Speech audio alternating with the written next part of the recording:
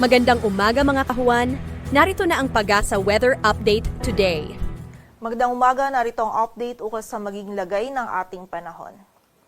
Kagabi ng 11:10 si Bagyong Kedan ay lumabas na ng ating area of responsibility. Huli itong namataan sa layong 1,350 kilometers east-northeast ng extreme northern Luzon and wala po itong epekto pa rin sa anumang bahagi ng ating bansa. Samantala, kagabi din ng alas 8 yung LPA naman na minomonitor natin dito sa kanluran ng southern Luzon ay nalusaw or nag-dissipate na. And kaninang alas 2 ng madaling araw ay meron po tayong muling namataan na isang low pressure area sa labas naman ng ating area of responsibility. Ang last location nito ay 335 kilometers west-northwest ng Pag-asa Island sa may Kalayaan, Palawan. At nakikita po natin na hindi ito madedevelop at magiging isang ganap na bagyo. And ang pagkilos po nito ay pahilaga. Hindi rin po natin nakikita na papasok ito sa loob ng ating area of responsibility. Ngunit yung trough or extension nito ay magdudulot ng mga pag-ulan dito sa area ng southern Luzon. Ngayong araw po yan hanggang bukas. Kaya naman pag-iingat para sa ating mga kababayan dyan sa posibilidad ng mga pagbaha at pagguho ng lupa. Samantala, ang southwesterly wind flow naman ay nakakaapekto pa rin dito sa Visayas at Mindanao at magdadala pa rin po ito ng mga kalat-kalat na pag-ulan, pagkidlat at pagkulog most likely for the next 2 days. Kaya expect po natin at most hanggang bukas po or most likely hanggang bukas yung malaking area pa rin ng southern Luzon, Visayas at Mindanao ay makakaranas pa rin po ng mataas na tsansa ng mga pag-ulan, pagkilat at pagkulog dulot netong trough ng low pressure area and also ng southwesterly wind flow. Kaya muli po, doble ingat pa rin para sa ating mga kababayan sa posibilidad ng mga pagbaha at pagguho ng lupa.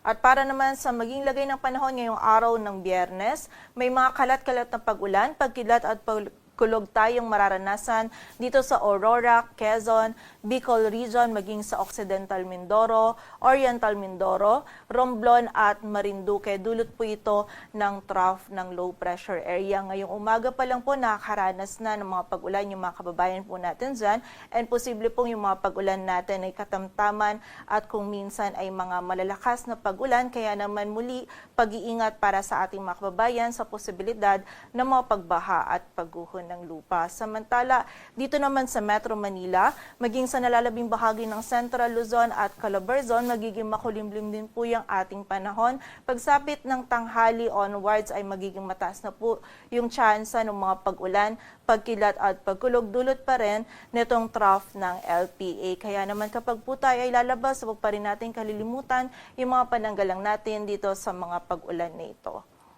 Samantala sa nalalabing bahagi ng Luzon, magiging bahagyang maulap hanggang sa maulap po yung ating kalangitan.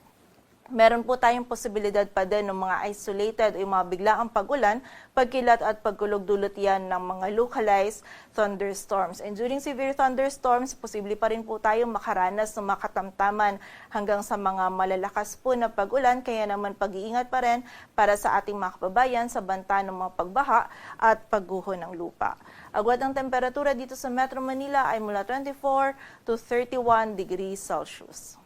Samantala dito naman sa bahagi ng Palawan, sa buong bahagi ng Visayas at Mindanao, magiging maulap pa rin po yung ating kalangitan. Makakaranas pa rin tayo ng mga kalat-kalat na pag-ulan, pagkilat at pagkulog dulot po yan ng southwesterly wind flow. Posible pa rin yung katamtaman at kung minsan ay mga malalakas na pag-ulan, lalong-lalo na po dito sa area ng Palawan at Western Visayas. Kaya naman muli, maging alerto pa rin po para sa ating mga kababayan sa banta ng mga pagbaha at pagguho ng lupa.